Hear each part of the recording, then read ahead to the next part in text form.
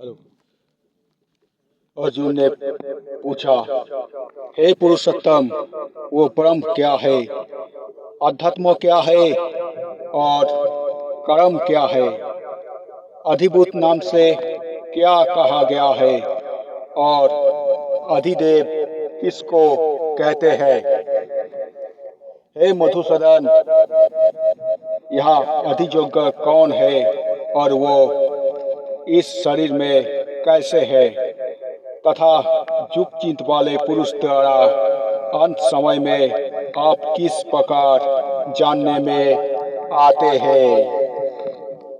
श्री भगवान ने कहा, परम अक्षर ब्रह्म है, अपना स्वरूप अर्थात जीवात्मा अध्यात्म नाम से कहा जाता है तथा भूतों के भावों को उत्पन्न करने वाला जो त्याग है वो कर्म नाम से कहा गया है।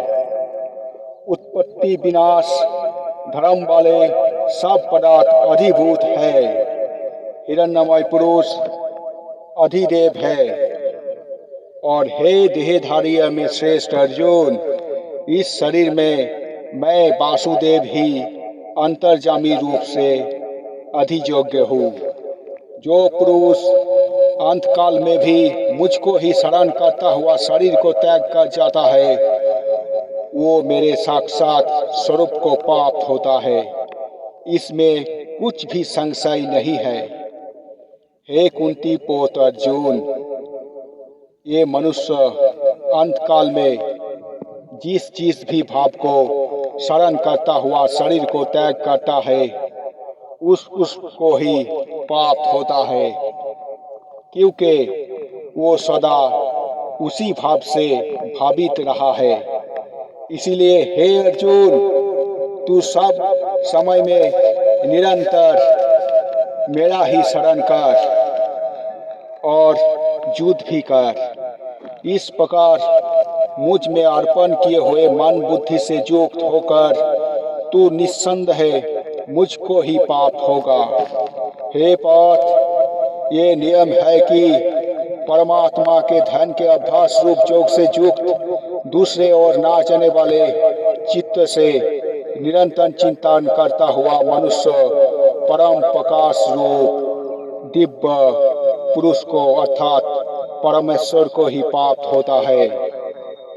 जो पुरुष सर्वज्ञ अनादि सबके नियंता, सुख से भी अति सूक्ष्म, सबके धारण पोषण करने वाले अचिंत्य स्वरूप सूर्य के सदृश नित्य चेतन प्रकाश रूप और अविद्या से अति परे शुद्ध सच्चिदानंद परमेश्वर का शरण करता है, वो भक्ति युक्त पुरुष अंतकाल में भी योग बल से मुकुट के मध्य में प्राण को अच्छी प्रकार से स्थापित करके फिर निश्चल मन से शरण करता हुआ उस दिव्य रूप परम पुरुष परमात्मा को ही प्राप्त होता है। वेद के जानने वाले विद्वान जिस सच्चिदानंद धून रूप परम पद को अविनाशी कहते हैं, आसक्त रहित यत्नशील सन्यासी महात्मा जन जिसमें प्रवेश करके है और जिस परम पद को चाहने वाले ब्रह्मचारी लोग ब्रह्मचर्य का आचरण करते हैं, उस परम पद को मैं तेरे लिए संक्षेप में कहूँगा। सब इंद्र के द्वार को रोककर तथा मन को हृदय में स्थिर करके फिर उस जीते हुए मन के द्वारा प्राण को मस्तक में स्थापित करके परमात्मा संबंधी योग धारण में स्थित होकर जो पुरुष ओम इस एक अक्षर रूप ब्रह्म को उच्चारण करता हुआ और उसके अर्थ रूप मुझ निर्गुण ब्रह्म का चिंतन करता हुआ शरीर को त्याग कर जाता है, वो पुरुष परम गति को प्राप्त होता है। हे अर्जुन, जो पुरुष मुझ में अनन्य चित्त होकर सदा ही निरंतर मुझ परमेश्वर को शरण करता है, उस नित्य निरंतर मुझ में युक्त हुए योगी के लिए मैं सुलभ हूँ, अर्थात उसे सहज ही प्राप्त हो जाता हूँ। परम सिद्धि को प्राप्त महात्मा जन मुझको प्राप्त होकर दुखों का घर एवं क्षण भंगुर पुनर्जन्म को नहीं प्राप्त होते। हे अर्जुन, ब्रह्मलोक पर्यंत सब लोग पुनरावर्ती है, परंतु हे कुंती पुत्र, मुझको प्राप्त होकर पुनर्जन्म नहीं होता, क्योंकि मैं कालातीत हूँ और ये सब ब्रह्मादि के लोग काल के द्वारा सीमित होने से अनित्य है।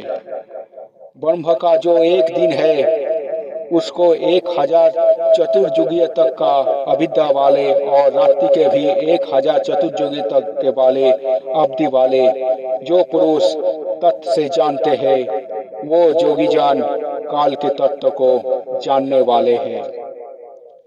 संपूर्ण चराचर भूतगण ब्रह्म का दिन के प्रवेश काल में अव्यक्त से अर्थात ब्रह्म के सूक्ष्म शरीर से उत्पन्न होते हैं और ब्रह्म के रात्रि के प्रवेश काल में उस अव्यक्त नामक ब्रह्म का सूक्ष्म शरीर में लीन हो जाते हैं।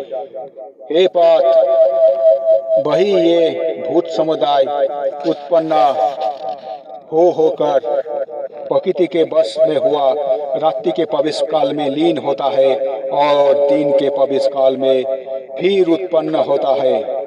उस अव्यक्त से भी अति परे दूसरा अर्थात विलक्षण जो सनातन अव्यक्त भाव है, वो परम दिव्य पुरुष, वो भूत का नष्ट होने वाले भी नष्ट नहीं होता है।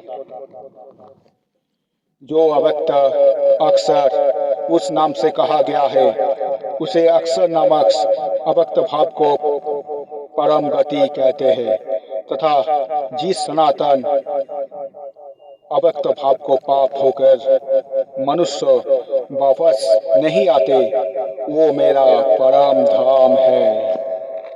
हे पार्थ, जिस परमात्मा के अंतर्गत सर्वभूत है और जिस सच्चिदानंद धन परमात्मा से ये समस्त जगत परिपूर्ण है, वो सनातन अव्यक्त परम पुरुष तो अनन्य भक्ति से ही प्राप्त होने योग्य है। हे अर्जुन, जिस काल में शरीर त्याग कर गए हुए योगी जन तो वापस ना लौटने वाले गति को ही और जिस काल में गए हुए वापस लौटने वाले गति को ही प्राप्त होते, उस काल को अर्थात दोनों मार्ग को कहूँगा।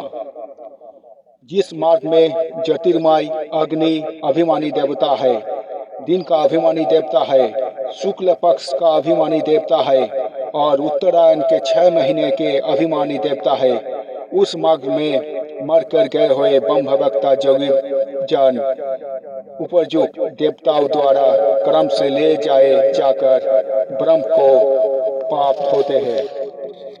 जिस मार्ग में धूमाभिमानी देवता है, रात्रि अभिमानी देवता है तथा कृष्ण पक्ष का अभिमानी देवता है, उस दक्षिणायन के 6 महीने के अभिमानी देवता है, उस मार्ग में मरकर गया हुआ सकम कर्म करने वाले योगी उपयुक्त देवताओं द्वारा क्रम से ले गया हुआ चंद्रमा के ज्योतियों को प्राप्त होकर स्वर्ग में अपने शुभ कर्म का फल भरकर वापस लौट आते हैं।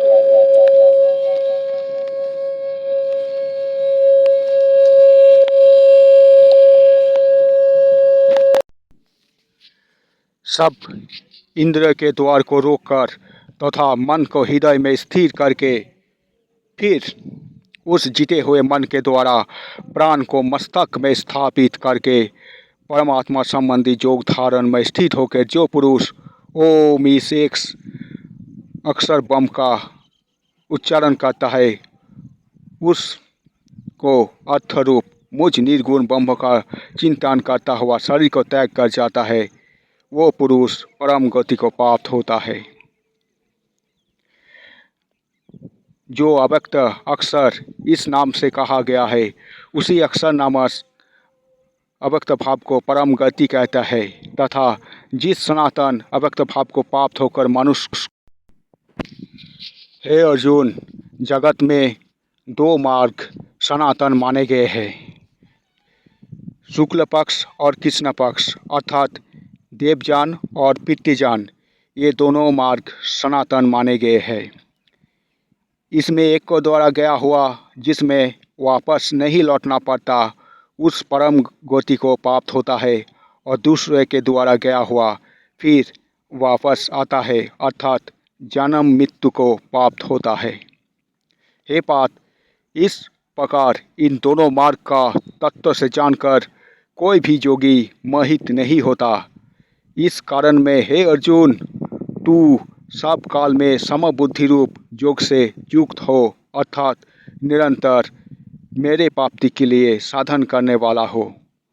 योगी पुरुष उस रहस्य को तत्व से जानकर वेदों को पढ़ने में तथा यज्ञ, तप और दान आदि के करने में जो पुण्य फल कहा है, उस सब को निस्संदेह उल्लंघन कर जाता है और सनातन परम पद को प्राप्त होता है।